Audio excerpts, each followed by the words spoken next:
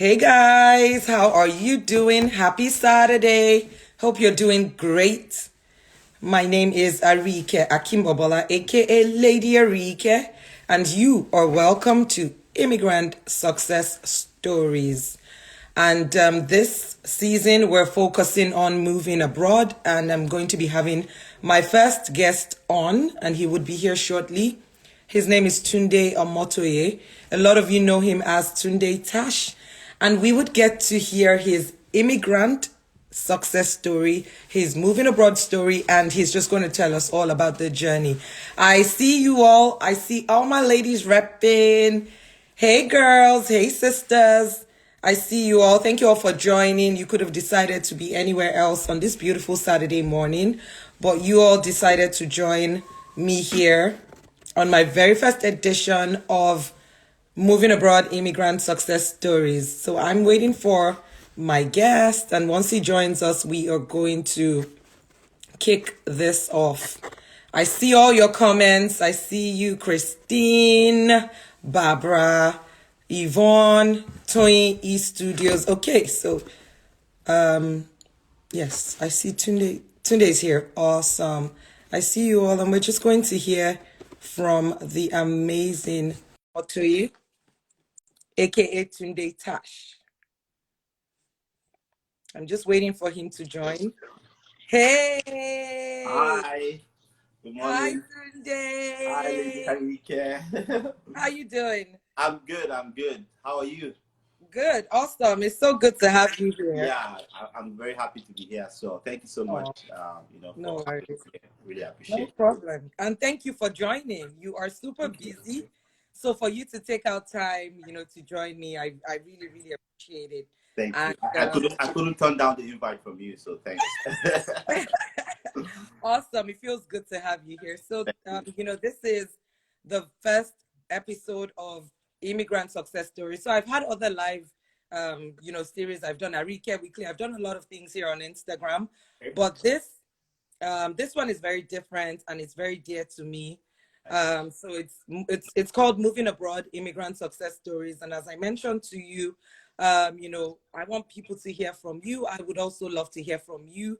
Most especially about your Canadian immigrant journey.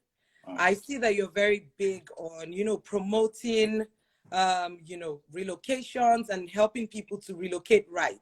yeah. Because it's one thing to relocate, it's another thing to relocate the proper way, where you know that you're coming into the country legally. Yeah.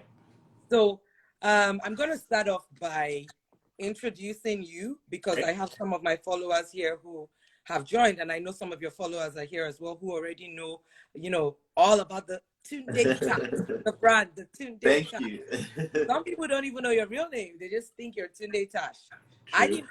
Yeah, I didn't. It was when I started reading more about you that I, you know, saw your real name, and of course I've witnessed you receiving awards and all of that. But for people who are just getting to meet you for the first time and maybe getting to meet me for the first time, my name Yeah. is Ariyike Exactly. Akinbobola. I'm Lady Ariyike. I live in Canada. I'm a foreign trained lawyer. I'm a published author, and I'm also here to talk to the world famous Tunde Tash. I love that name, by the way. Thank It's you. so cool. Thank Yeah. you. So I'll just be reading a little bit from your bio. I'm not going to read everything, but Okay. I'm just going to read, mainly the parts that appeal to what we're talking about today. So for people who are just getting to meet Tunde for the first time, Tunde's real name is Tunde Omotoye, and he's the co-founder and CEO of HumanSquad, an immigration personnel branding Toronto-based tech startup, and they help people to navigate their Canadian immigration journey and career path. Tunde and his team have been able to assist over 1,000 newcomers through consultations and information dissemination for intending immigrants. Oh, that's really awesome. Human Squad has been featured on numerous platforms, and particularly DMZ, which is a leading incubator in Canada. In June of 2021, Human Squad won the first, very first, you all listen, first, the first DMZ Black Innovation Pitch Competition. And of course, if you follow him, you already know that he shares about, immigration, relocating properly, scholarships, and he's really awesome. I find you really interesting. And when I knew that I was going to start this series, I reached out to you. I reached out to you in October last year. I remember. Yeah, So I'm still yeah, looking I through our remember. messages. And I Yeah, told you about what I was doing, and I told you that I would like for you to be my first guest. yeah. So thank you for agreeing, Thank you. and Thank you. thank you for actually joining the live. So let's start off by just talking about your journey. How you moved to Canada. I know you, well, let me not say I know you. I want you to say it. Yeah, How yeah. you came, did you come as a student? How the journey started, and then we'll take it from there. Awesome, awesome. Thank you, Lady Ariyike. Again, so happy to be here. So glad to be here to be sharing this with you, and also folks online this morning. Hello, everyone. And thanks for the introduction as well. I think you did a great job of summarizing us, but that's really great. So my journey. So I came to Canada as a student, but let me take it a step back a little bit. Back in Nigeria, working as a human resources associate at Food Concepts PLC. So Food Concepts PLC is the owner of Chicken Republic, who's been trending online lately. Food Concepts PLC, owner of Chicken Republic, Butterfield Bread, and other brands, right? So I was there as a human resources associate, and I was already growing in my career, right? However, there was an occurrence that happened. Sometimes I think it was 2014 or 2013. I don't know why I can't remember that date now, but I got robbed. My girlfriend of then, who is now my wife, we got robbed in front of our house. Oh, wow. Yeah, we got robbed. Like I got robbed of a car, my uncle's car, so to speak, right? So I drove it there, and what area was that? Maryland, In Maryland. Oh, yes, yes. yes. So we got robbed. That, I think that thing left me traumatized because after that period, these guys walked up to us, three guys, and said, "Hey, we're looking for this particular place," and before you knew it, he brought out the gun and said, "Where's the car? Where's the key?" Took all our phones, took that car, and that was that period that was like, because they actually drove us away, right? They drove us round. Like you were in the car with them. Oh yeah. So they could have easily kidnapped you guys. Exactly. You understand? They could have easily done anything because we didn't struggle, we didn't do anything. And that thing for a period of time, even at work, when I got back to work, I would say I wasn't okay anymore. So I was looking for a way out, right? And as God will have it, it was my mother-in-law that just mentioned and said, there's somebody you might want to speak with. He's in Canada, and I know he helps people. He just directs people on getting admission in Canada and all that. So maybe just have a conversation with him. And I had a call with this man, and then he told me, "Oh, it's easy. You can do it by yourself. You can just apply to these schools. What are you currently doing?" And I told him I was doing HR, human resources management. So it wasn't something I had planned. It wasn't something I had really prepared for. And as everything will happen, it happened very quickly. Wow. Getting admission, applying for visa. And so I hadn't had time to maybe even say I was going to save school fees or tuition or all those type of things. I was like, let me even do this thing and see if it work out. Perhaps maybe this was my way out, right? And as God will have it, it happened. The visa came out, and it came out, and I thought, okay, perhaps defer from back home, wait a little bit, gather enough for tuition, and then come back. I was like, you know what, I'm going, because I don't know when the next robbery or The next attack exactly will come, right? And that was it. That was like my way out, and I just exited. And coming to Canada, there was a lot of eye opener. Although the only orientation I had gotten was from this person that I've spoken with, but it wasn't a lot of the orientation. It was just an orientation of, hey, it's easy, just come. They allow you work 20 hours per week. You'll be able to, while schooling, work 20 hours per week, make some money, and take care of yourself, take care of whatever bills you need to take care of. But it wasn't as easy as he has said, right? It was much more than that. First is culture shock, right? Getting to Canada, the cold, extreme. Coming during winter, I came on the 2nd of January. However, school started like a week after, so it was like when winter was just really starting.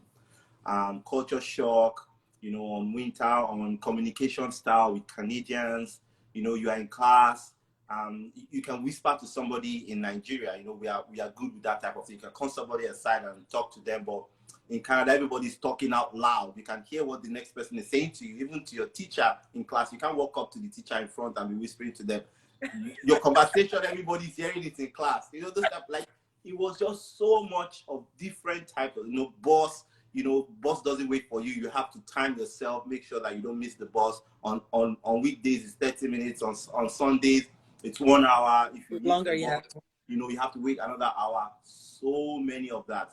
But guess what? There was really no community of Africans. There was really no platform that was really helping to really help you transition and settle. Don't get me wrong, the Canada government has a lot of different settlement programs, but these settlement programs are not really led by Africans or people that look like you or people that speak like you, that will actually tell you their own experience. So the experience or these transitions are not really helping us transition as we are supposed to, right? Exactly. It's not specific to me as a person. It doesn't tell me where the African market is. It doesn't tell me where my African community is. It doesn't tell me the type of I would say subtle racism that I have to face, right? And things like that. And it doesn't even tell you about accommodation, that you cannot easily get a place coming in as an immigrant. Exactly. We're going to talk about that after. We're still going to talk about that. Exactly. It doesn't do all that, right? But however, I was able to, find my way around, settle in, and while schooling, working as, first I deferred my admission for 4 months, just so that I could also, get myself together properly into the system. And I think that really helped also. And that's what I always advise students. Don't come like a week before your resumption. It doesn't help, or 2 weeks before resumption. I actually came, I think it was a few days. I came second. School was already resumed, I think the next week. Don't come when school is resuming. Like, come a month or a month and a half, because the what's it called? The CBSA agents at the border would actually allow you, right? It's not too much of a time, that distance between your start date and when you arrive. So I used that to help myself settle in the system, made a lot of friends in the community. And that way also worked, because once you're out of school, when you're not in school full time, you can work full time. So I didn't know, on your student's visa. Oh yes, as long as you are not in session at that time, which I wasn't, that because I had deferred, right? So I used that opportunity, did what I had to do, and yeah, went back to school, finished in flying colors. But while I was deferred and also was in school, I've already been doing a lot of research, because I've been hearing a lot of things. Majority of the Nigerians that I met at first, who have done HR, told me that I've chosen the wrong profession to do in Canada. Yeah, a lot of things, but I for real, all those things, I just push them aside today, because one of the statements I can never forget, one person told me was, "You are a black man, you're an African man. No white man will hire you to fire or hire another white person, right? No other person will bring you into the HR department, right? Because he had studied HR, he couldn't get through, and then he had to go to PSW, and I don't blame them, right? It's also how would I put it now? It's a transition of generational information. The people who will come after us will be way better than us. Why? Because there's now so much information overload. There are a lot of people using YouTube, Instagram, Twitter to share detailed information for people coming. For them, they didn't even have any opportunity like that. These were people who just, I don't know how they found out about Canada, but they just came to Canada. Exactly. They don't found themselves here. Exactly, and they came. No orientation. They did it the hard way, right? And I guess that's his experience, but he tried to project that on me. And that's what people do. Exactly. And people that come from abroad, Nigeria, wherever it is, they come to Canada, they begin to also take those things in, and then it almost becomes their reality. And that's why I always tell people when they're moving abroad, be careful who you listen to. Exactly. And don't take every information as it is. Not every information you receive is applicable to you. Exactly. Because everybody's journey is different. And exactly. I think that's also one of the reasons why I'm doing this, because I want people to also, detail their experiences, just like the way you're doing. Exactly. And also mention, other people's realities. Because even when I came to Canada, a lot of people said, oh, do this. Why not do nursing? Why not? Yeah. And I came here as a lawyer, and I'm thinking, why do I have to change my profession? Yeah. Or even though I'm not working as a lawyer here, because I'm not licensed here, but I'm working in legal services. Nice. I could have worked with the media because I worked on TV in Nigeria as well. But, you know, I wanted to work in, you know, an industry where I was a little bit familiar with, even if I wasn't familiar with the terrain. But, you know, people just come here and they jack you up. They tell you all kinds of things. Oh, it's not possible to do this. Oh, you can't get a job in one of the big five. I got a job in EY. My first job was in EY. Big five. So people come here and they project. They tell you, oh, you can't do this. You can't do that. Simply because they couldn't. And, you know, this is a huge message to people who are watching us right now. If you're either in the country, if you're in Canada or the US, wherever you are, or you have plans of relocating, be very careful who you listen to, because people will project. People will tell you, you know, I have a friend whose husband is a medical doctor. He came here as a doctor. You know, he wanted to get licensed, and all the doctors who had moved from Nigeria were telling him, you can never become a doctor in Canada because it's just not possible. Simply because they didn't. Now the guy is doing his exams. I think he's in the last batch of writing his exams to become a doctor. So if you listen to people, and they tell you their own realities, and they say, oh, you know, I came here as a doctor, but I had to go into nursing because you know, it just wasn't possible.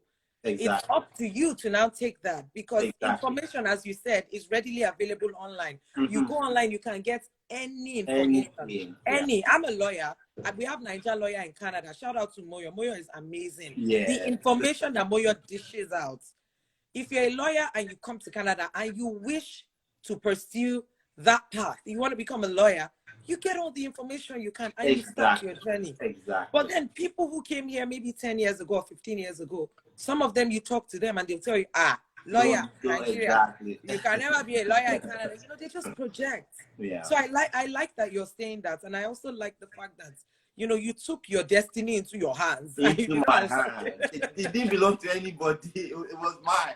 Right, and I'm saying 3 different people who have done HR, who have transitioned to becoming PSW. And PSW, for anybody who doesn't know, is personal support workers.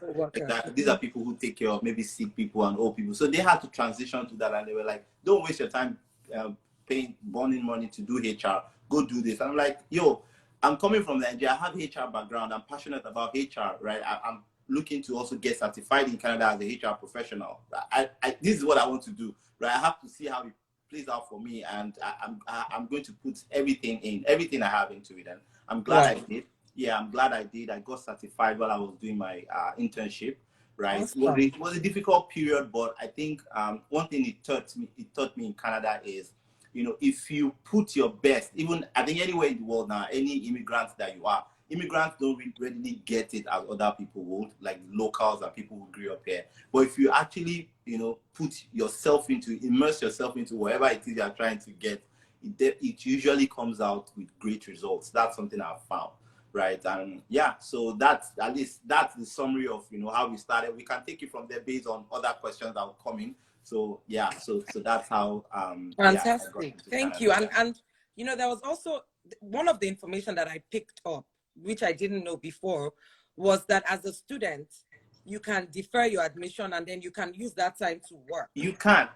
And it worked for me, and I know it worked for a lot of people around that time as well. But now they've been kind of, you know, they've been about it. It's not easy pass anymore. A lot of folks have come, some have gotten it, they allow them to defer their admission based on, you know, whatever reason it is. Some folks talk. For me, it was culture shock, and I really needed to understand and also take a step back a bit, because I wasn't really getting anything, honestly, right?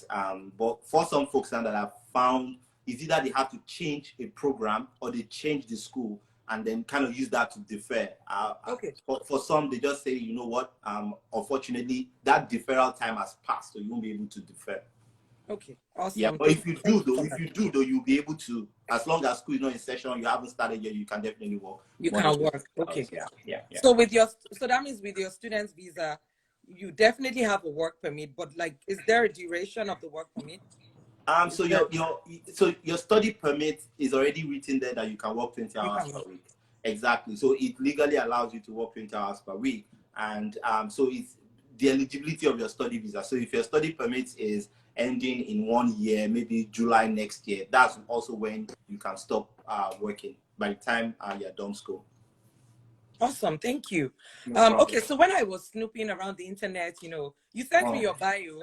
Okay. And yeah, because I asked you for a short bio, but then I went online to also try to get more information about you. I saw that you authored a book. Yes, I did. I authored a book. It was one of those kinds. I think it was 2 years ago when I was writing. I was doing a lot of writing then, right? And I started writing back again, where I got one of my articles featured on the Hill Times in Ottawa. The Ottawa covers the Parliament in Ottawa, and I'm so glad that they were able to pick up that article. But in that article, I was talking about the visa denial and how the Canadian immigration system is kind of biased towards Africans. Right, but then yes, I was writing then. So I used to do a lot of writing, my experience connecting Nigeria and Canada together. So I kind of brought all that together and used it, to write that book. And yeah, so Adelaide is a yeah, it's a story that happened to me while I was doing, and I think maybe I should just quickly talk about it. So while I was in Kitchener, because I schooled in Conestoga College in Kitchener, when I was supposed to get an internship, I've done a lot of applications. I think it was over 178, right? No callbacks, nothing. So the first interview invite I got was from Scotiabank, a big 5. Wow. I was elated. I was excited. My God. And this is me, right? Back then in school, no money, right? I was struggling. I won't lie to you. The phone I was using is called a Genoa. It's a Nigerian-made phone. Like, it's not even my phone or I'm not joking. Joking. So the phone, I had no internet on it. So anything I needed to do, anything I needed to do, I needed to make sure I downloaded map before I go anywhere, just so that I can see my next stop and all that. It was that bad for me in school, because every little penny I got, I was saving it, just because I wanted to conclude my school fees and also wanted to write my certification and all the other things like that. So this fateful day, I downloaded my map, everything good and all that. I set out. And another thing again, orientation, communication, not having people who will really advise you properly.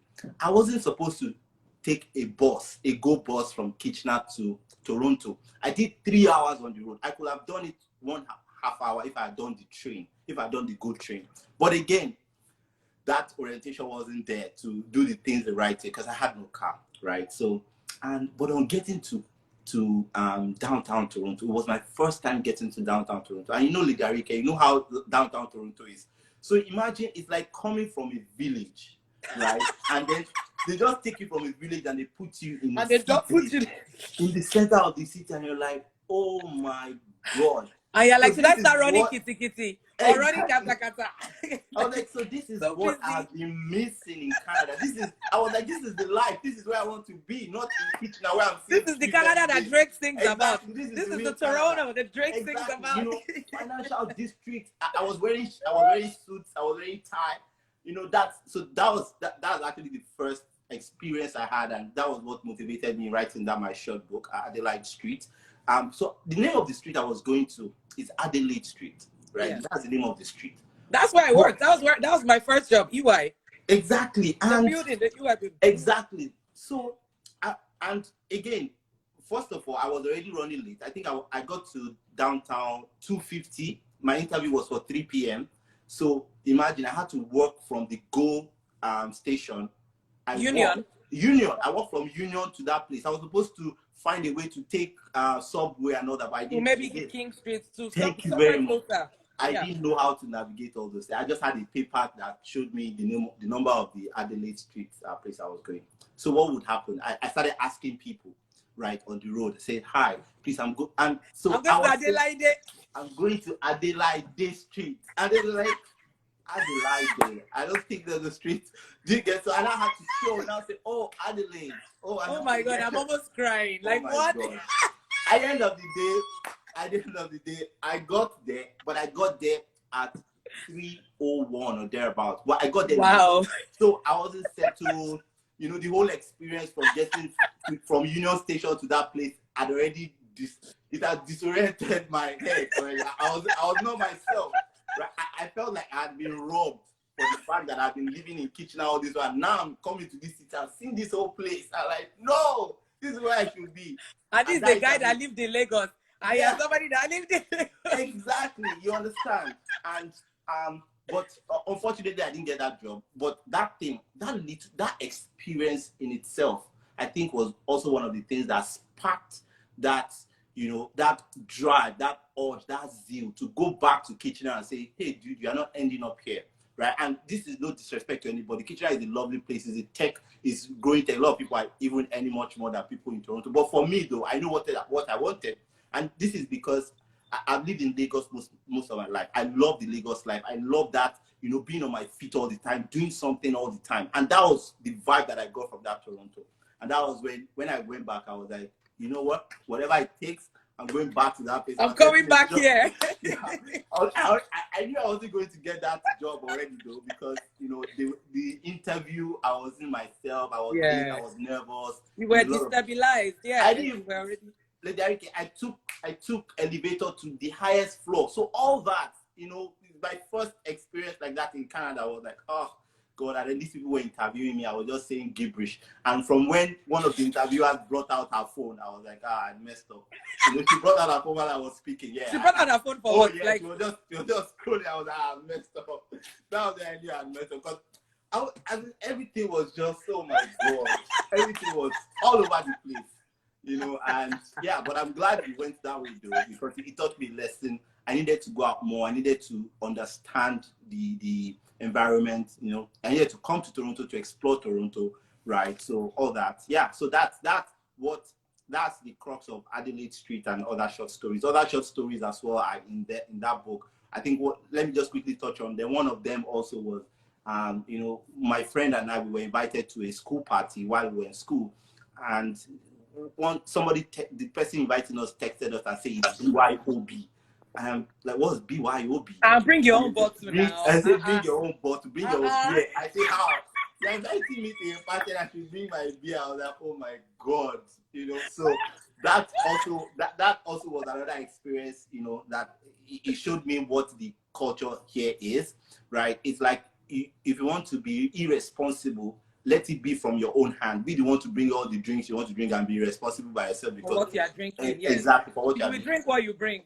Thank you very much. I won't be the one to, you know, make you irresponsible, so to speak, right? And yeah, so that was another experience, because growing up in Nigeria, living in Nigeria, we all know if somebody's inviting you, it means they are the one footing even right here, right? Even now that we are all established, we have family members. If somebody is inviting you for anything in their homes, you know, they are the ones taking care of everything. Oh, right? yes. Exactly. So, yeah, so that was another experience that I covered in Adelaide Street. It's on Amazon, you know, for paperback. And I know I'm definitely going to get a copy, because I know it will be very interesting. Thank and you. I think we should do something. I think we should do something for the book as well. No problem. Because, you know, I write as well. I'm big on books. I know. So we can do something. We can do like a book party for my book and your book. We can do something. Because I honestly didn't know you had written a book and it wasn't in your bio. I pushed it then, and then yeah, I pushed it there and got a little bit of. So for your new audience, I think we need to also do something. So no problem, sure. we'll talk and we'll plan something. No problem. But I'll definitely get a copy. I'll order it tonight. I'll read it. Thank you. And you know, you guys watching as well, you can please order Tunde's book, Adelaide Street. Adelaide Street. Thank you. Till now, I still don't know how to pronounce it, because even me, like when I had my first interview there, I was like, is it Adelaide? Is it Adelaide? You know. Yeah. But I knew it wasn't Adelaide. I made that mistake anyway. Yeah. But, you know. But I mean, you would easily make that mistake, because that's what we know. That's how we pronounce. Yeah, that's how we pronounce with ADE. So I will have to call everything together as a Nigerian, right? Adelaide, you know. But you know, and I actually went to look into it. That where is the name originated from, and I see that the name is originated from Australia, right? Wow. And it's very possible that it's one of those slave stories where one of us was taken, you know, and they ended up in Australia, and somehow the family tree got disoriented, and that name just ended there, and they started calling it Adelaide. Right, the name is spelled Adelaide for crying out loud. It's Adelaide now. You know, yeah, Adelaide. Exactly. But anyways, yeah. Okay, awesome. So you guys get your copies of the book. It's available on Amazon. And yeah, just before we proceed, we want to just acknowledge all of you that have joined. Thank you so much for, joining us and sticking with us on this beautiful Saturday morning. I'm just going to read out a few comments. I see people are really, really inspired by your story, Tunde. Oh, So thank you. Thank you for sharing. People are laughing. I see so many laughing you. emojis, obviously, at the Adelaide story. I see Larry Cole says, see as you finish my Kitchener. Larry Cole, we love Kitchener. Kitchener is... Oh, Kitchener is lovely. Trust me. I always go to Kitchener. Kitchener is lovely. And that's why I said no disrespect to Kitchener. Yeah. But, it's for people who like easy life, JJ. Yeah. I don't like, not that I don't like easy life, JJ, but I don't think I'm at that point yet. But And I love I'm very much like you. Yeah. I work downtown. My office is downtown. I love that energy. Yeah. And we started going back in person, We go back. So I go to work twice a week. And I look forward to getting on the train and just, getting down at Union Station. That whole energy, people are going, you don't know where they are going. Everybody is going somewhere. Exactly. I love it. Yeah. I love it. So I totally understand what you're saying. Extra Step CEO says we love our kitchen and no rush zone. Soft life. No rush zone, exactly. No rush zone. So yeah, so many comments. We see you all, and we acknowledge all your comments, and I'm just trying to pick on. We see House of Crush Stitches says, please, how can you help we that want to jack back to Canada? So you're going to have to reach out to Tunde after this session, and probably book a consultation. Yeah. And you take it from there. Super Sales Coach says, well done, Tunde Tash and Lady. Oh, thank you. Ariyike. Super Sales Coach is also a Kitchener. He's also a Kitchenera. So oh, nice. I'm sure he's happy we're talking about his city. So yeah, nice. Thank you.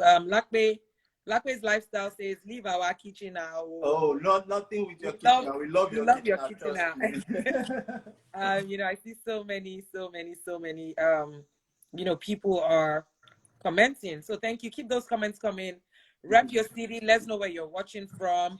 We see we have a lot of people watching from Kitchener. So I don't know if Instagram activated Kitchener and just popped this to all our followers in Kitchener. But yeah, thank you all for joining. Rep your city. Let's know where you're watching from. I see a lot of my friends from Nigeria also here. Nice. I see your comments. And my Canadian family, thank you all so much. Let's know where you're watching from. Just put your city in the comment section. Nice. Abiodun says from Ottawa. Thank you very much. Nice. People are still laughing about the Adelaide story. Olami dot. Oh, that's my dot. So that's my girl. She's from Oakville. Yeah. Someone is asking, Ola Riwaju says, Tunde Tash, what's the easiest way to get you? I guess the person has been trying to reach you. So Tunde, what's the easiest way? I think the easiest way is through Instagram DM. I know a lot of people will disagree because I hardly also, have the time to reply to everybody. But the easiest way is actually through I have a Calendly link on my bio, though I haven't activated it because there's been so much schedule that I've had to kind of attend to at first. I was supposed to open it up in February, but I'm hoping to do that mid-March. By God's grace, and when I do that, you can definitely reach me through. Awesome. Yeah. Okay. So you guys heard. You can reach out to him in those ways. So yes, moving on swiftly. We still have a few things, and this is just supposed to be for 1 hour. So Neka Obosi, hey, my big sister, Realtor of Life. She's watching from nice. Oakville. Amazing Realtor. Thank you so much for joining us. Thank AB you. Pen is watching from Turkey. Giant Stride is from UI. Where is UI? Tell us where UI is. University of Ibadan, I guess. From University of Ibadan. I'm guessing. I hope this is not another Adelaide. Giant Stride. Let's know where UI is. Is that University of Ibadan or in Canada? Let's know where you are. But thank you all so much. Chubi Toke says Nigeria. Thank you. we see you all, we acknowledge you all, and yeah, we're still going to come back. And I'm going to give 2 lucky people the opportunity to join our live session at the end. So 2 people, I will pull you up. I will give 2 people the opportunity to join. But yes, and I'm going to be checking the comment section. I'm going to be, I would ensure that it's 2 people that stayed up from now till the end. So not just people who join at the end and think they can join. If you want to meet Tunde Tash, you want to have a conversation with him, you want to ask him a question face to face, virtually, you would have the opportunity. Only 2 people. Only 2 people. Okay, so Tunde, I think we've covered quite a lot, but I just want to quickly, just get your pulse on something, and we're still going to talk about a few more things, but this is about grants, because I see that you post regularly about grants, about scholarships, about opportunities. Yeah. Which is very rare, because a lot of people see these opportunities, they want to take for themselves. Yeah. They're like, let me quickly take my own before I share it, before the thing will now not reach me. But the truth is, if you're eligible, and if you're qualified and you apply within the time frame, there's a very, very high possibility of you getting chosen. Yeah. So I see that you there was an article that I saw that you shared 15 grants, resources, and you shared this kind of information regularly. Now, as an entrepreneur who, say, I just moved to Canada and I started my business, are there grants accessible to me, and where are the best places to access those grants? So say, you don't post about grants every day, you post about different. Yes. But if I wanted to be on the lookout for grants or scholarships as a student abroad that wants to come to Canada, where are the best places to check? If you have a website where you share these things, please, feel free to also mention that. No problem. That's a good question. Starting with grants first, right? It depends on your location, right? Your country, and knowing that it's for Canada. Let's assume that the person has landed in Canada. So different provinces have different, grants and initiatives, and some of them are nationwide, right? That you can apply to. So the first thing you also want to do is, understand what grants are actually available for companies, for startups, or for organization or business owners, right? And the first place I will always say is the Canada website, the Government of Canada website, your general, I think it's Canada.ca or thereabout, right? That website, you'll be able to, because that website has, about grants, about tax, about immigration, about everything. So you are able to zero in into that grant aspect one, and then go by it to see, are there grants by provinces? Are there grants by, Canada-wide, right? And some of them are research-based, depending on your business. Maybe your business is doing some sort of research, because Canada is big on research. So I recently just also learned that there's a particular grant that's about $2 million for people, for companies who do research, that the business is first not a non-for-profit, so it's for-profit business, right? And it's kind of related to not really a startup or a tech, but it does some sort of technology initiative and is looking to do research. I read that there's that grant of about $2 million that businesses can access. So I would say primarily is that Canada.ca website. That's the first place you actually want to look out for. And another one is incubator programs. We have them in different places. Number one, my great Kitchener has one. They're called, I think it's Velocity or thereabout. That's even where Applied Board started from, where they got accepted into, I think it's Velocity. Yeah, there in Waterloo.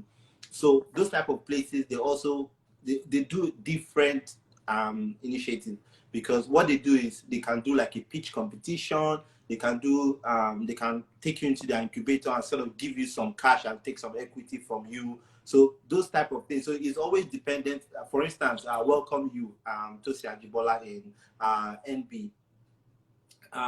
They got, into one of those accelerators there, and I know those things always come with such benefits, right? So I would say for business owners, the Canada website is that's actually where I always get some of those updates. There are some that are also targeted to even Black founders, founders of, you know, BIPOC, you know, and yeah, so those are the places. For scholarships, it depends on the school, because scholarship is by institution, is not really by, and there are some that are, don't get me wrong, there are some that are by fellowship, and even the government can. I know there's a Justin Trudeau, not Justin Trudeau, there's a Trudeau Foundation scholarship for people who are doing PhD. You know, I think it's supposed, it targets doctoral folks, right? So it's dependent on the country you are going to and the school, right?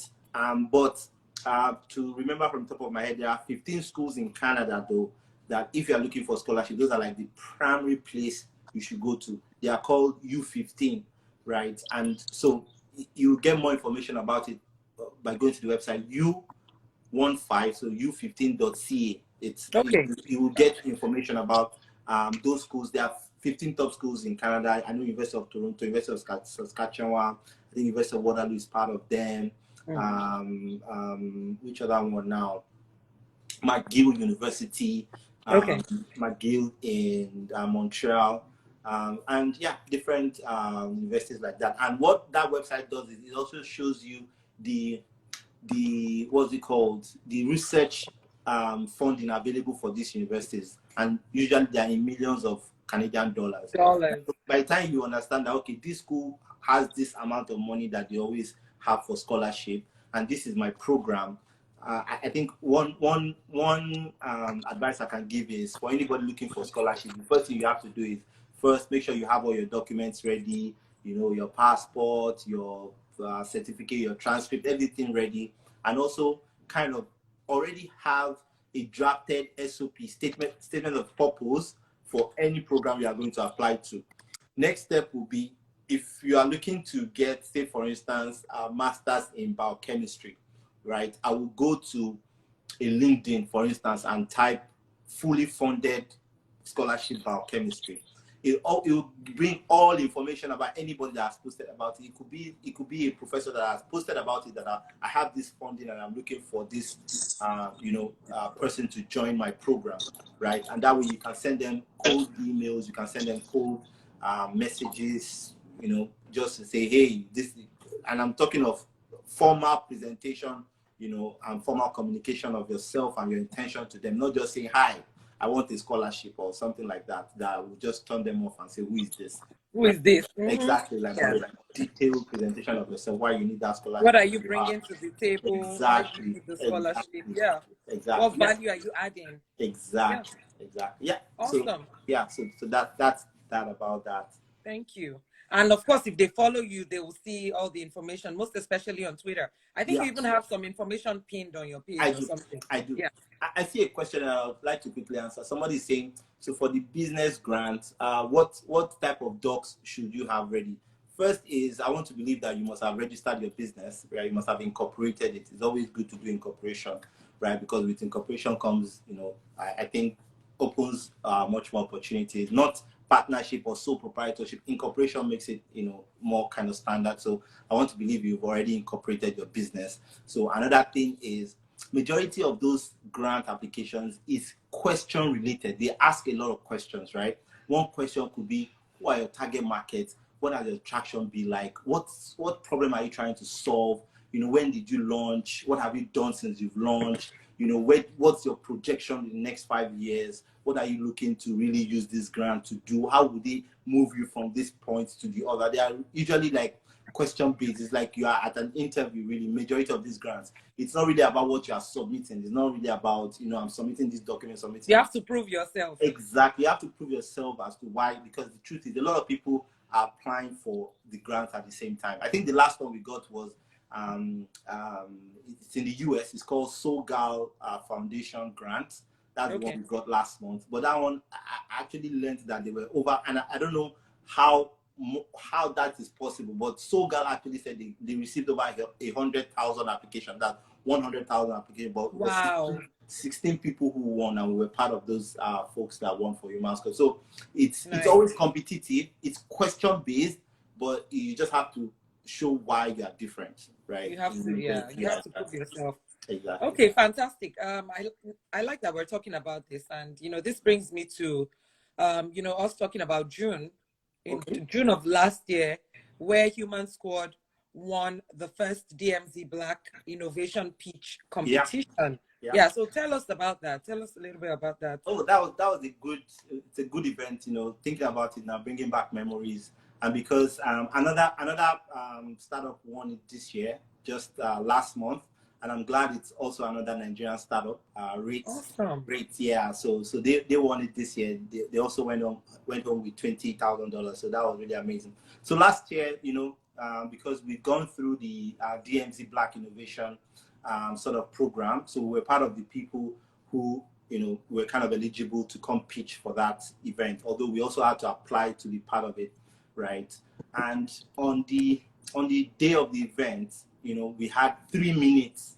3 minutes now, and I'm not saying 5, 10, 20 minutes. 3 minutes to pitch your startup as to why you should be the winner, right, of that grant. And there were other, I think it was in total, it was about maybe 10 folks who pitched. And I'm talking of, fintech, other ed tech, and other who were there to also pitch like us. But I think one thing that kind of, stood out for us is, number one, and I've learned, I'm a very humble person.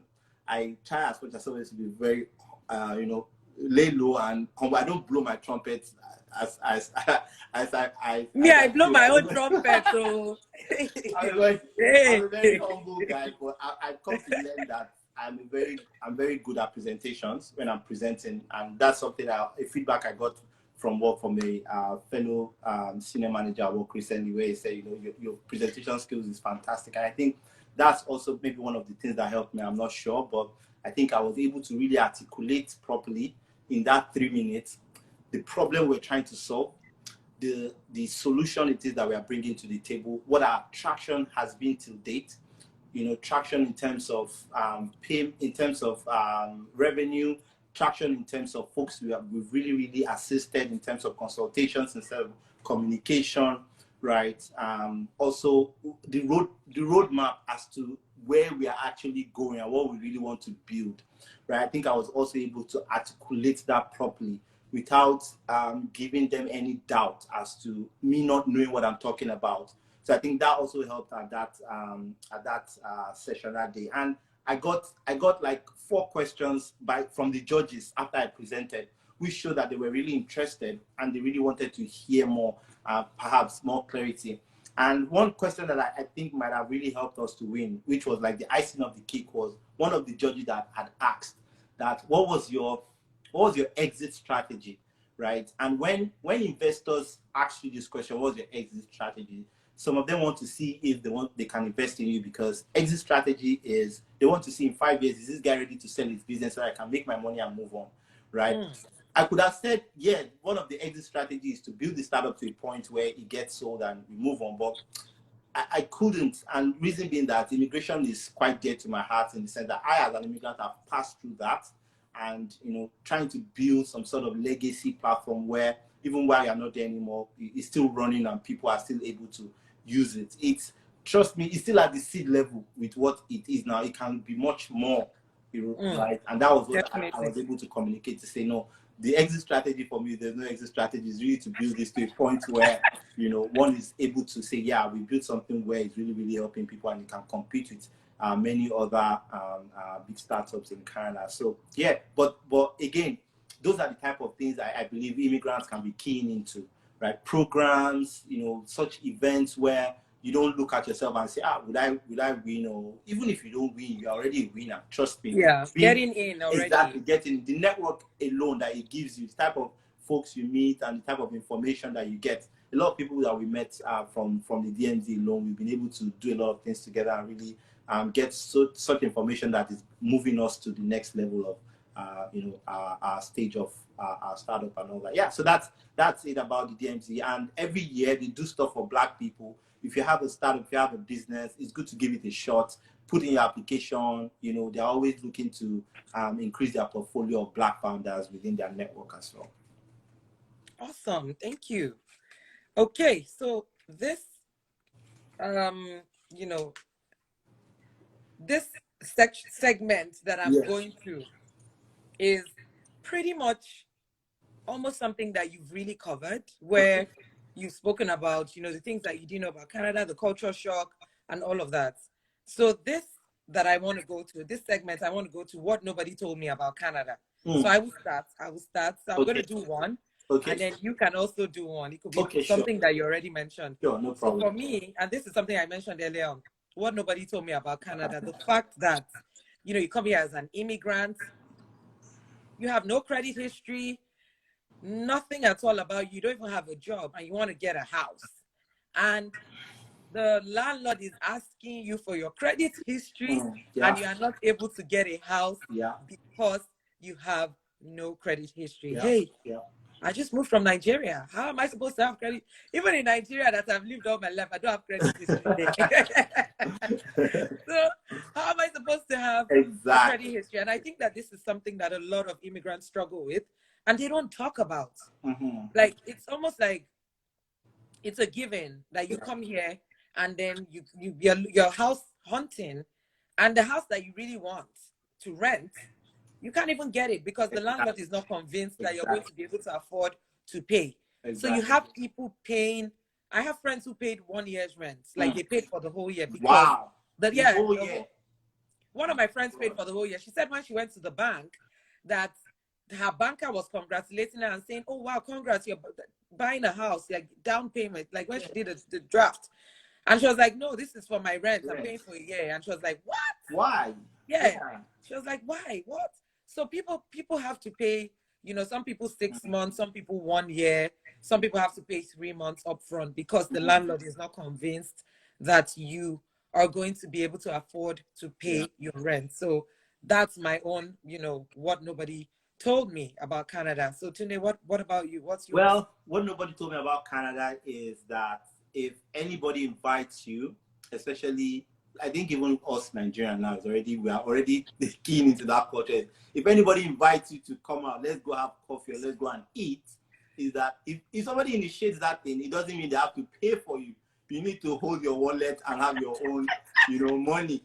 Because at school, it was during break that day. That was my first experience of, nobody told me this happens in Canada. And, my lecturer then, he said, "Oh, I'm going to have coffee. You want to come?" I said, "For sure, why not?" And I followed him. And he ordered what he needed there at Tim Hortons. And I looked at the menu. I said, "Okay, I want, hot chocolate, medium hot chocolate, and one plain donut." Right? And I ordered it. And, the guy paid. Apparently, I thought he had paid for what I was going to buy. He ordered his only paid. And then I ordered. And then the lady said, "Oh, this is the price." And I was like, "Oh, okay." So him telling me that we should come didn't mean that I was going to buy for me. It meant that, "Are you also going with me?" And then I went there and then I paid. I was like, "Okay." I was like, "So this is how it is." And ever since then, I getting into the workforce as well. When anybody comes to tell you, "Hey, you want to go get lunch?" It doesn't mean they're buying you. They're buying you lunch. No, they're asking that, "I want to go and get lunch. Are you coming with me?" Maybe you also want to get your lunch, right? And then you will go, you pay for yourself. Even today now, when everybody goes out, most times, when we don't have perhaps any lottery winner amongst us, everybody brings out their bills and pay for everything that they've individually paid bought. So that's one thing nobody ever told me before I moved to Canada, that you always have to have your card and pay for yourself. Nobody pays for you here. You have to pay for yourself. Unlike Nigeria, I mean, even when I was in law school, like we're not working, we're going out for lunch, and I'm telling my friends, "Let's go," and then I'm paying for everyone, or my friend is paying. Yeah, like it's a given. Like, I don't know. Nigeria is a vibe. Like you and your colleague can walk into a place, say, "Guy, man, pay for me." That kind of stuff. Say, "No worry, I got you today." Though once in a while, though, you will see people who do that here, but it's not as common as you would back home, right? It's not the norm at all. It's not the norm here. Yeah, exactly. So you should always have your wallet with you, and when you go out, order what you can pay for. What you can pay for. Don't go and order something that you cannot pay for. Exactly. You'll be in trouble. Yeah. Okay, awesome. Thank you for that. So This is March, it's Women's Month, and I see how you support your wife, I see how whenever she's having, I think she had her short film Yes, premiere or premiere. something. Yes, Yeah, yes, yes. I That's saw that tips. on your page, and I'm all up for a man who Thank you. supports his queen and all of that, because some men get intimidated when their wives are winning, and I Yeah. love it when I see men who are always there for their women and their Trust me, wives.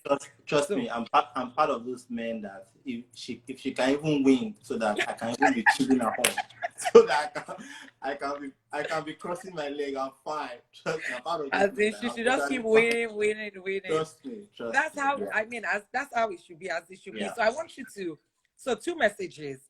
yeah. One message to us women for Women's Month. I want you to give us a shout out, Okay, because we're okay. queens, we're Yeah, cool. yeah, Yes, yeah. and then another one to men as well. Just, also, getting them to come on board to support their queens. So yeah. Awesome. I think to women, I think you guys are you are living gods, so to speak, because being able to birth, and this doesn't mean somebody who isn't able isn't also a god, right? But women, women in their entirety, I think they are gods, living gods, so to speak, and I appreciate that women, uh, have to, do everything that they can to ensure that they keep everything ongoing, everything together. And I respect women. I love women. I have a mom. I have my wife. I have sisters as well. I have sister-in-laws. I have nieces. A lot of them, actually. So yeah, so I respect women, and I want to thank women also for all the great work you guys are doing. And happy International Women's Month. Continue to thrive, continue to grow, continue to make the world a better place, because there are a lot of men with ego. Example is Putin, the Ukraine and Russia war. I was saying that I feel like they should have gone for therapy. It would have, the world would be a better place A better place. if those men can just go for therapy and just, kind of just ease it out. But thank God for women, and I'm thankful to women. And to men, I'll say that women succeeding, or a successful woman shouldn't intimidate a man, right? You should be proud that you also have, somebody who, can also sort of encourage you as a person as well, and you should be supportive. And one final thing I'd like to say is, a happy wife is honestly a happy life. I never understood that thing until I'm in it now. But when your wife is happy, trust me, your life is happy, and that's something you can never trade any other thing for. So yeah. That is wisdom right there. Thank you very, very No much. problem. Awesome. Thank you. And of course, thank you for all the accolades to us women. On behalf of all the women watching, I say a big thank you to you. Thank Men, carry your message. Your message is not for me. We're responding based on our own message. So thank you. I see all the ladies in the house. I see them, they're all hailing you and they're thanking you. So yes, I say, thank you, thank you, thank you on our behalf. So now we're moving on to the Q&A session real quick, because you. we're a little past time. Yep. Just a few minutes for people who have questions. We will not be able to attend to all the questions, but please, I'll pick just the first 5 questions from now. There have been so many questions previously, but there are so many comments. There are over 300 comments. Oh wow. So yeah, so if I keep scrolling, it's going to be very hard for me. Yeah. So, women, I see you all. You can just drop your heart emoji, showing Tunde some love for all the good things he said. Thank I see a you. lot of you have Thank already you. done that. Thank And you. to the men as well, if the message applies to you as well, you can give him a thumbs up, fist bump, or whatever it is that you want to give him. So yes, thank you all for your messages. So now we are in the question and answer segment. Okay, so I have Olami Dotun. Dotun says, how do you find DMC? So it's DMZ, so Z as in Z, so DMZ. Yeah, exactly. And how do you find them is really just Google Ryerson DMZ. So RYERSON space DMZ. It will come up on Google if you do Ryerson DMZ. But how we found out about them was, I think somebody had spoken about DMZ, and or no, I think we were just doing search for incubators around, because we had launched them. We're looking to get into one, and we found Velocity, we found DMZ, we found other ones. Yeah, so that was actually how we found DMZ. Okay, awesome. Thank you for that, Dotson. I hope that I hope you got that. So we have someone. We have Kere Abasti Ofon says, "What is the solution to the housing issue?" We have to ask the Minister of Housing that one. We have to ask the Minister of Housing that one. We don't even understand, because we don't know. The housing issue is becoming. But we don't know. Perhaps the housing issue, this person is also asking about the rent one. Maybe when newcomers come and they're unable to rent. Okay. Exactly. I know there's a startup called not that I know Welcome You. Welcome You is the startup that is also looking to help people, kind of integrate and solve those type of pain points for newcomers. Okay. Welcome You. Welcome You. So, but the welcome is WELKOM-U. So welcome you. Welcome you. Exactly. Okay. So they're trying to really help with that pain point. Perfect. Awesome. Yeah. Thanks for that. So we have Fumbi Oyenuga says, missed most of the session. Any chance of a recap? So what I'm going to do is, as soon as the live session is over, I'm going to save it on my Instagram page, so you can always go back and watch it, and you can share it with your friends and family to watch. So we have okay, so this is inspired_chai. What if you have an idea and don't have the skills to develop that idea into a product to pitch? That's a very good question. I think there are many people like that who, they have ideas, they have great ideas, but they cannot develop it. One, because they don't have the technical skills to do that. So that's where you bring in a partner. That's where you partner with somebody who's good, who's practically a developer, and you bring them on board as a co-founder/CTO. And this helps you to focus on the business side while they focus on the technical side. Right? I don't know how to code. I don't code or build products, but I have the business mindset as to what products we can build and how we can grow that and all that. So you partner with people and bring people on board who can do that. So that's how you can do it. You having the idea means it's great, but bring on somebody who can do it while you focus on other things. And because as the business grows, you also will understand that you can't be the one that will do everything, right? You can't do everything. Exactly. It's going to be division of labor everybody will have, but that's how you can go about it. Fantastic. Thank you. Okay, so we have Titilayo Akinbobola who says, are there any chances for anyone who is aged 42 years going for a master's degree? Oh yes, there are.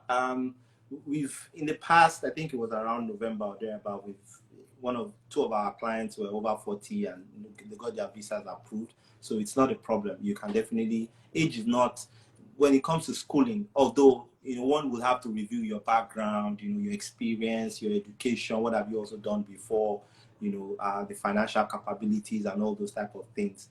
And that can only be assessed through a consultation, right? One can't just get your resume and understand because there's a lot of other questions that come with a consultation form that you have to fill, right. And then you sit in front of through a Zoom consultation, you sit in front of an RCIC, and then they'll be able to assess and tell you, okay, these are the next steps and this is how it can be done. So I can let me unapologetically insert HumanSquad here. So you can simply just go to humansquad.ca and go to the immigration section and submit a consultation request. Fantastic. Thanks for that.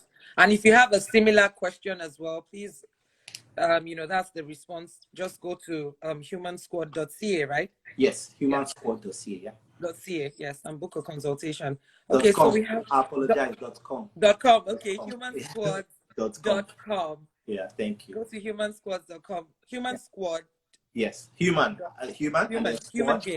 Exactly, humansquad.com. Awesome. Okay, so Tunde, maybe you want to also put that in the comment section as well. No problem. So we have Anwoli says, Mr. Tunde, you recently made a post on the low acceptance rate to African applicants, Nigerians. I Is did. there a way we could curb or manage the situation for future applicants? Well, yes. So one way to curb it, I think one thing I begin to tell people, and I always tell them to do, is the checklist. So whenever you're applying for your study visa, there's a checklist document that comes, on the Canada application page, like the documents you need. You see that checklist. It's very important to really follow that checklist. And I'm talking of you looking at that checklist and say, okay, I've done this one, check. I have this one. So not just gathering documents based on what somebody said or based on what you think is needed. If it's not needed, don't include it, right? And when you are submitting your application, that checklist, you should add it to it. Add that checklist to it. Another thing is, one primary reason I have found though that a lot of people usually get denied is who your sponsor is. I think that's one of like the most common rampant mistakes, right? You see people bringing a distant relative as their sponsor, or maybe somebody who's not related to them as their sponsor. Somebody that even used a boss as a sponsor who doesn't have the same last name as you. I think that's one primary thing a lot of people always have Oh wow. on, right? But let me quickly round up on this. It's always important that a sponsor is somebody who's either your dad or your mom or a very close relative. We've seen where spouses have used their husband as a sponsor, right? And this is the idea behind it. If my dad sponsors me to Canada, right, there's a very unlikely situation where he wouldn't support me when I move to Canada, because he's my father. He wouldn't neglect. Yes. But if a distant relative like an uncle sponsors me to Canada, anything can happen within the family, right? And he might decide to say, I don't care. I'm not sponsoring you anymore. And then you become a liability in Canada, or you might have to leave. And that way, the study is not completed. So that's one thing I would like to add to that. And what to do going forward is we will continue to amplify the voice. I see that a lot of people already adding to their voice also, who are in academia in Canada, who are of the African, African heritage, so to speak, and they are already adding their voice to it to say, hey, I think we all need to look at these applications that are being reviewed from Africa. It looks like there's a bias, and they are, so that we can shake off any bias of the table. Okay, awesome. Thank you.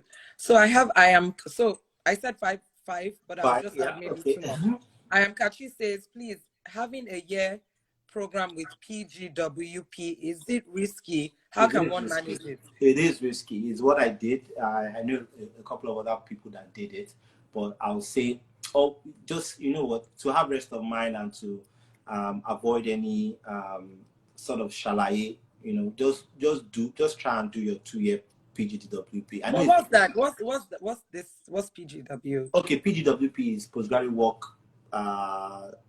PGWP, yeah, postgraduate work permit, right? Okay. So when you do a 1-year program in Canada, you get a 1-year postgraduate work permit.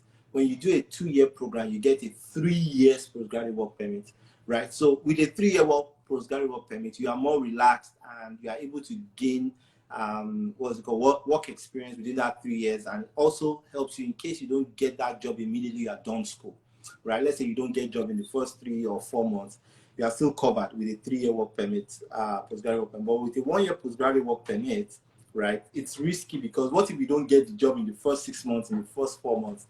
You've already used, out of that 1-year postgraduate work. And the reason is because you cannot renew a postgraduate work permit. It's not renewable, right? So is either you then go back to school again and do a 1-year program, which you eventually still get another 1-year postgraduate work permit. So I would say, just to make things easy for yourself, just do a 2-year program, or you do a 16-month straight master's program. That's 1 year, 4 months, and you are still eligible for a 3-year postgraduate work permit. Okay, awesome. Oh my God. So I'm new to this live thing. Oh, you guys, I'm so sorry. Someone just brought this to my attention, that there are questions in the question button. I didn't even know there was a question. That's true. Yeah.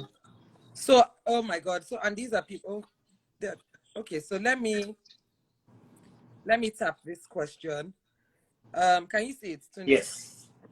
So this is from Olanrewaju. You guys, I'm so sorry. With student visa to come to Canada with your family?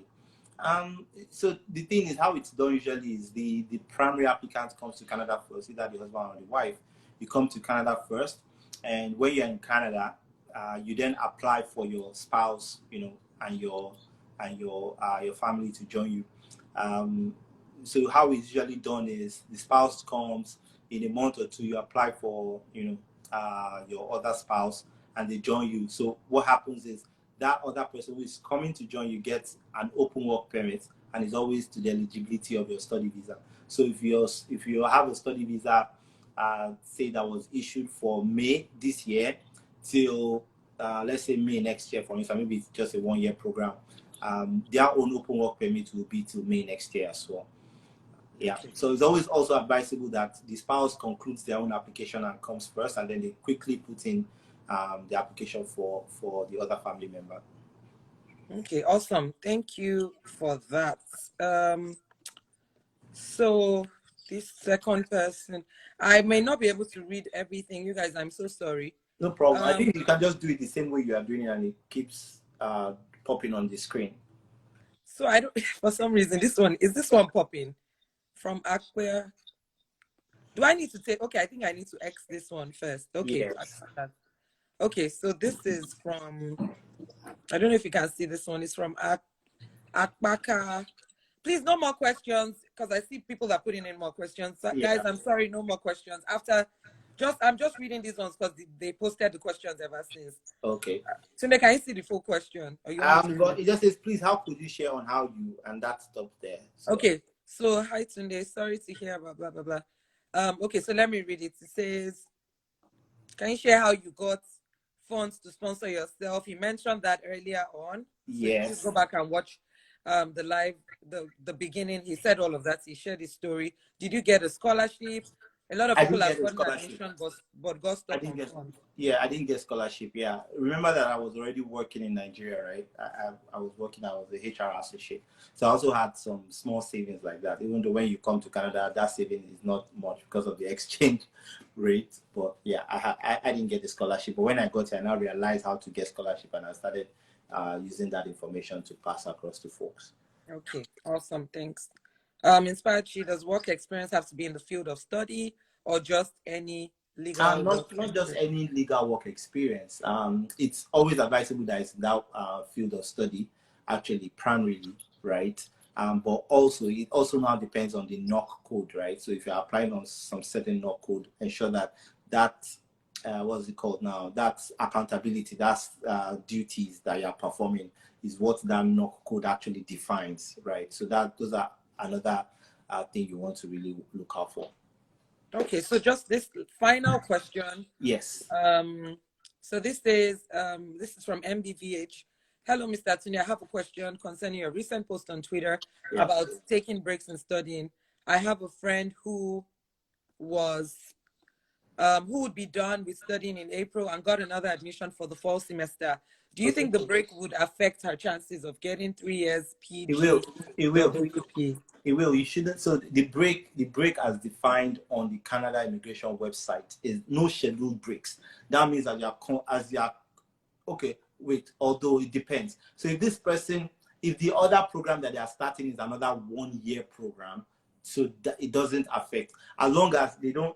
So what they shouldn't do is they shouldn't apply for that PGWP when they are done with this first program, right? And then by the time they are starting their other program, they should just kind of finish and conclude that program. And when you're applying for your PGWP, so you're using 2 programs to apply for that PGWP.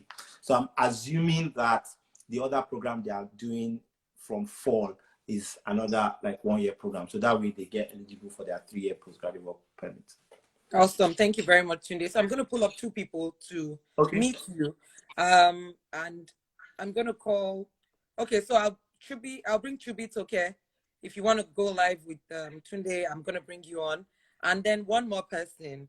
So the next person to just comment and say, I want to, please invite me. The next person that says, please invite me, I'll pull you up. If you want to meet Tunde Tash, the one and only Tunde Tash. I also want to meet.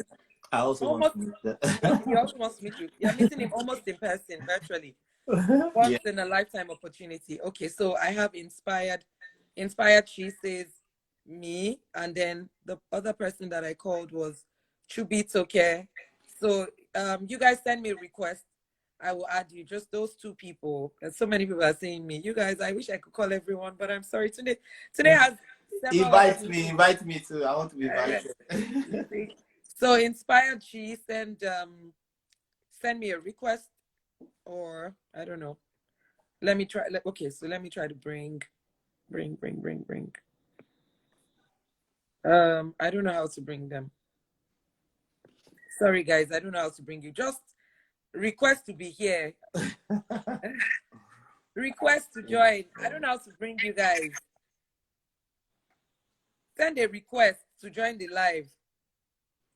And you guys make sure you're following us. Follow me, follow Tunde. This is going to be happening. I'm going to be having this moving abroad immigrants success stories once a month, every first Saturday of the month, you know, just to make people see that immigrants are thriving, immigrants are doing well. You know, people are coming, people are moving abroad, and they're actually doing well, even if they're coming as students or they're coming here on the permanent residency program. So I want people to see, because I don't know, there's just this. Yeah. When I moved here in 2019 and I started posting on my page, you know, people are like, you're enjoying, you know, people that move abroad, they go quiet for 2 years or 3 years because they have to hustle. Yeah. I'm hustling, yes. But my hustling will not silence me. Like, yeah, that's true. I'm working full time. I have 3 kids, taking care of the kids. That's true. Yeah. But then I still have a voice. So if you move abroad, it doesn't mean you have to shut up, or it doesn't mean you're packing snow every day, or you're suffering. You can actually have a life. And what I tell people about moving abroad, as long as you can work, you will earn an income that would afford you a decent living. That's decent. Decent. So yes. Okay, so I have Inspired Chi is here. The other person, please send me a request and I would accept. If not, I would add somebody else. So Chi is here. And I want 2 people to be on. So, okay, so Funbi Nuga also asked to be here. So I'm going to put her instead because I cannot see the other person. So I think we can be 4, if I recall. So I have accepted both their requests, but I can't find them. Hi. Hi. Hello. Hi, Mr. Yenuga. Hi. Can you hear us? We can't hear you. I think you're on mute. It's delayed. It's delayed, oh. Oh, I can hear you. Shut the door. It's delayed. Oh, okay. Can you hear me? I know, I see you. Yes, I hear you. Yeah, we can hear you now. It's delayed. Well, how are you? How are you doing? How are you doing? I'm very well. Great. I'm very well. Yes, so Nigeria is fine. You know, with free scarcity. It's interesting. Tunde, it's interesting because she used to be one of my kids' teachers in Nigeria. Oh, really? Oh, nice. That's so nice. That's so great. Yeah, that's right. I'm doing okay. Thank you very much. Though I joined in late, and this is something I looked forward to because I got a few questions to ask, clarity. You know, I needed to see clarity on certain things. Like a soon-to-be neighbor to you guys. Let me put it that way. I'm actually awaiting approval. I've put in my application with my family to come study route. Yes, fingers crossed. And I'm hopeful. I'm really hopeful. All right. So the question I want to ask is, I'm actually torn between putting in application for open work permit for my husband, because I'm studying, and I did the application together for the 4 of us. I'm a mother of 2, so we're 4. So I did the application together. First, I want to know the chances of getting approval. 2, I also want to know the chances of transitioning from visitor visa for my husband to open work permit. So those are my 2 questions. Well, that's good. So if I'm understanding correctly, that means the first application you did now for everybody is a visiting visa. Is that it? Yes, for them. Yes. For them. But Okay. mine is study permit. Yours is study permit. Oh, okay. Well, I think it's important to kind of cross that first hurdle first, is to get that approval first, right? That would be the first thing, right? And then when you come, there's a lot of, I know that during the pandemic, primarily, there were a couple of programs where immigration was looking to have, even visitors who are here, who are able to get jobs, get work permits without going back to their country, right? And I think that's still on. I can't really say specifically. However, if he's able to get a job while he's here on that visitor visa, then he can transition to open work permit. Having said that, though, I always say, and I think it's also better when you get your study permit, right, and then apply for an open work permit for your spouse, right? And that way, there's no need for, trying transition from visitor to open work permit, and all that. Exactly. And I think that can also be applied for when you are here. So when you are here and it's on that visitor visa, you can put in your application for your open work permit. By God's grace, you have your study permit, apply for the open work permit for him, and you are not looking to do any transition, right? Okay. Thank you very much. Thank you very much. One last thing, though. Yeah. What is the possibility of changing courses or university? Is it possible? Is it a possibility that, okay, I have chosen this course, I'm no longer interested? It is. I want to transition to another. It is. Okay, it is. Okay. There are things to note, though. One is ensure that you are still in the window, because all the programs and all the schools have a particular deadline where from this deadline, you cannot change anymore. You must complete that program, right? And for some of them, I know that for some of them, they also don't just, say, okay, I'm withdrawing from this program, I'm going to this other program. They will not just refund school fees to you. They will transfer it to that other school. I know some of them do that, and yeah, so those are the things to really take note of. So one has to kind of do it earlier before, one, and don't do it before you land, please, because somebody made a mistake. So somebody made a mistake. They applied for their visa. They got their visa.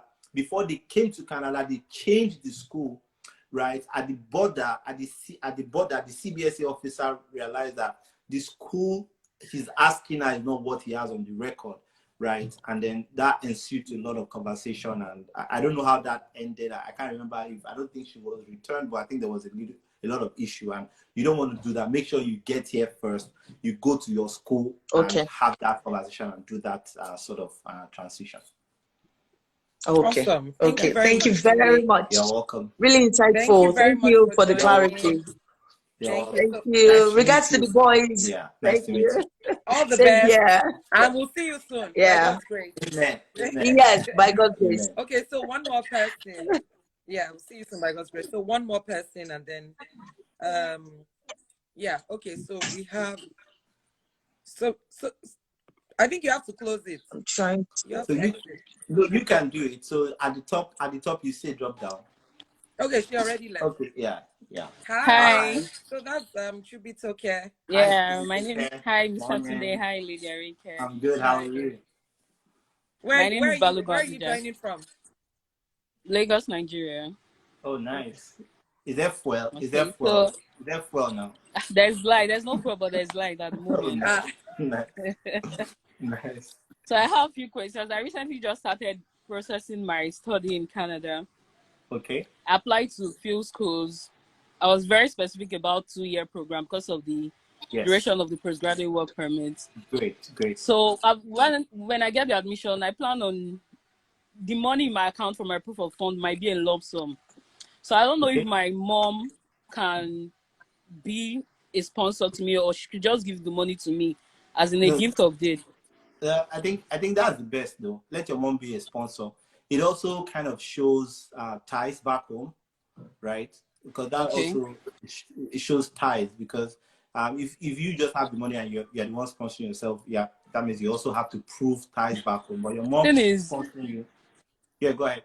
The thing is, I'm a civil servant, a Lagos State staff.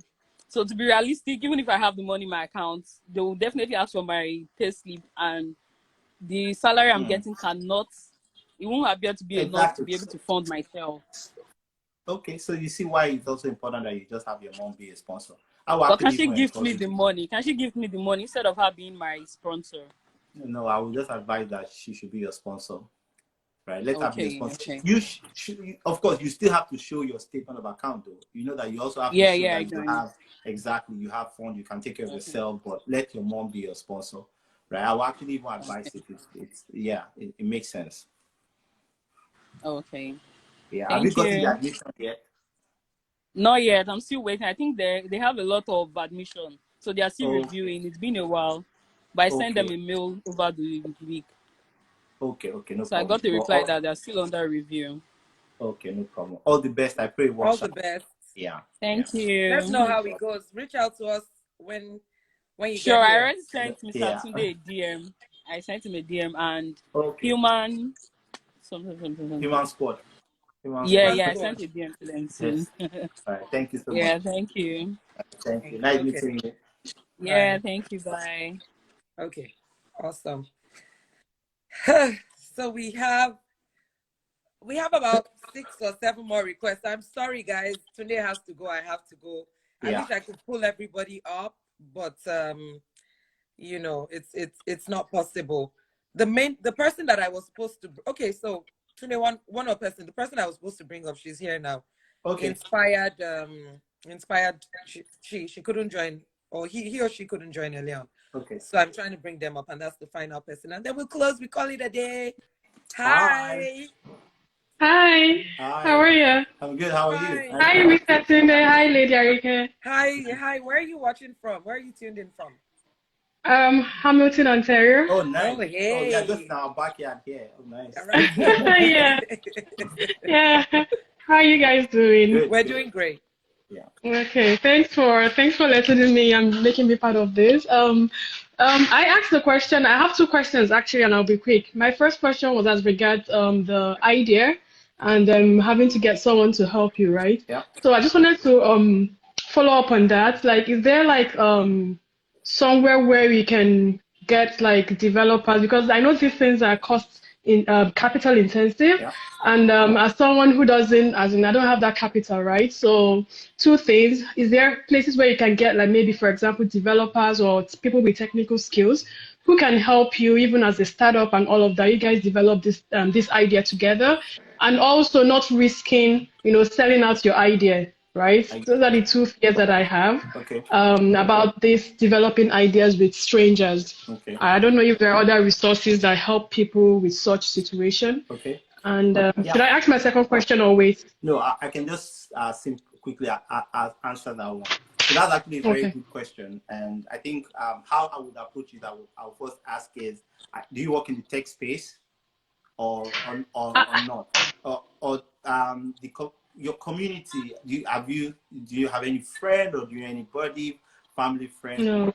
No, okay, that's No, I've actually, I don't have, like, I'm in technology, but not technically inclined, right? So okay. more on the business side. Okay. So, and due to this pandemic and everybody has been working from home. Remote. So that relationship, yeah, we've been working Yeah. remotely. So that relationship of knowing people, developers, I don't have that from my side. And I'm still not like, I don't have much years of experience to say I have lots of technical people around me. That's good. So that's my That's challenge. fine. So this is how I was able to do it, right? And this is how I see that you can also do it for folks who either don't have that expertise or have that network of people that they immediately know, right? Mm. There's Indeed, right? So Indeed. We all go to Indeed to look for jobs. The funny thing is, once you register your company as an incorporation, right, and you have your incorporation documents and you have all that, you can actually open an Indeed account as an employer, right? When you open an Indeed account as an employer, you can post openings there. And what you can do with that is you are doing, okay, let me just give an instance. The name of your company is Inspired Technology Company. And then you do that, Inspired Technology Company, we're hiring a CTO. Right? And when you do that, you're hiring a chief technology officer, you're putting the breakdown of what this person is going to be doing. So you're not putting out any idea. You're just putting out what the accountabilities are.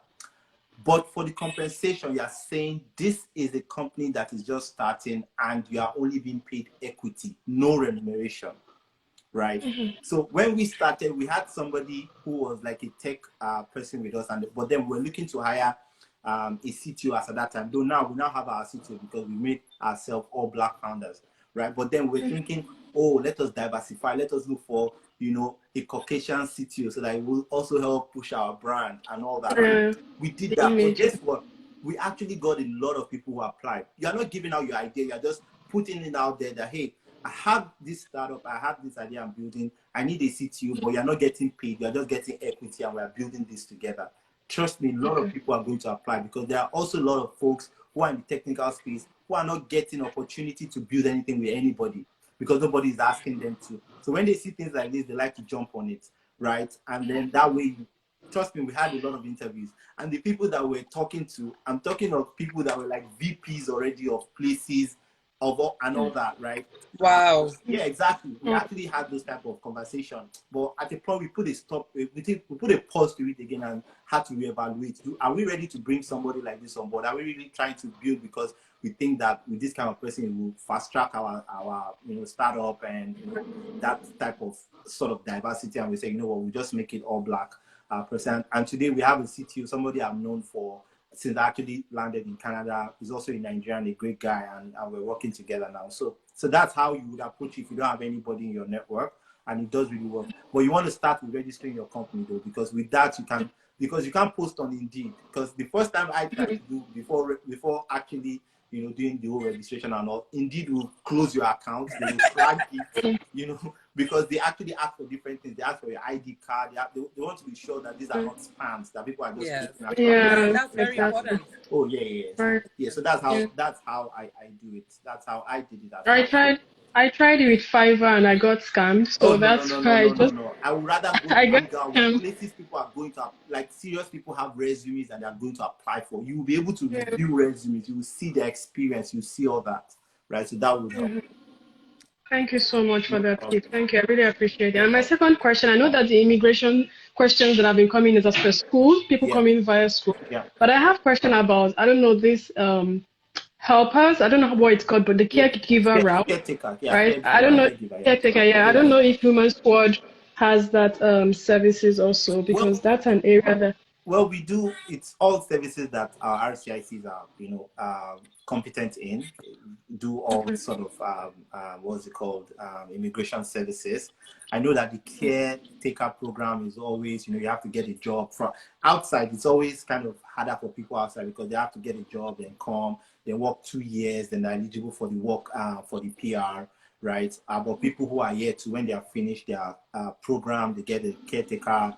It's either you do, I think, a caretaker, home caregiver, you know, the one that I think you have to be living with the person or so, and then there's the other one where, you know, it's like with kids, right? So yeah, those two different type of program. But honestly, it would be best to have whoever it is that is applying for you, it would be best for them to speak with an RCIC so they can kind of do that review of the person's background and understand what their needs are.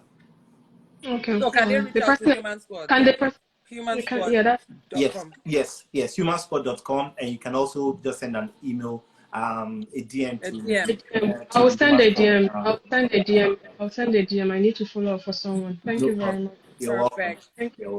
Thank you so much. Thank you. Nice meeting you. Nice meeting you too. I'll send you a DM. I've also followed you. Okay, I will. Hopefully we'll see you soon. Yeah, we'll see you at the book party. We're gonna have a book party for Tunde's book and for my book. No problem. Okay. Congrats. Thank you. Right, thank you, guys. Have a nice day. Bye. Bye. Thank you. Tunde, thank you very, very much. No problem. Thank you so much, Ariyike. Thank you everyone for joining us. It's been you know, it's been a very, very long Saturday. Yeah. Okay, so how do I get so you click up, you see the list of names, you see the Ariyike, you see, okay, I think she's gone up. Okay, awesome. Yeah. Thank you everyone for joining us. You guys are really, really amazing. You guys, you know, you joined us from the beginning and you stayed up until the end. I see Shop Everything Cute. Hey Jennifer baby, she's saying when is the book party? Don't worry, we're going to plan it. And we're not going to do BYOB. We're not going to do bring your Yeah, so thank you all for joining, and Thank you. make sure you're following Tunde's page, and you can also follow me at Lady Yeah. Ariyike. Follow Tunde Tash at Tunde Tash. His handle is already pinned to the Thank you. I pinned it already to the topic of discussion. So you guys please follow him, reach out to him, reach out to Human Squad. Is that the handle? At Yes. Human Squad. At HumanSquad CA. Reach out to at HumanSquad CA if you have, consultations, you have questions that you want to ask, which will be followed up by a consultation. So book your consultations with them and pay for your services, guys. I see that people also like to receive free information. This is the most that we're going to give you for free. Every other thing that you want to find out, you need to, reach out to Tunde's people for a consultation. And of course, I would be here same time next month, every first Saturday of the month, for another edition of Moving Abroad Moving Abroad Immigrant Success Stories. My next guest could be someone in the US, someone in Australia, someone in Canada. You never know. So make sure you're locked down. Set your reminders for every first Saturday of the month, and I would be here. It's been an amazing, amazing, amazing afternoon. Canada vendors, I see you. I see you all. You guys are amazing. Tony, Eat Studios, Etiquetify, Yvonne Ben of Yvonne Ben is also doing really, really amazing things with K-Scope. I see all of you. You guys are amazing. They all joined. Everyone is here there in the comment section. So many comments. We cannot read everything. We were supposed to be here for 1 hour. We've been here now over an hour, 30 minutes, and we have to go on with our Saturday. Yeah. So see you later, guys. And thank you very much, Tunde, Thank for, you. Sharing your wealth of experience, sharing your immigrant success story, and just also being very honest and genuine in your storytelling. So thank you so much. I appreciate you coming here. Thank you. And I'll definitely be in touch. Thank you. Thank you, everyone, and have a good weekend. All right. Bye. Happy Saturday, everyone.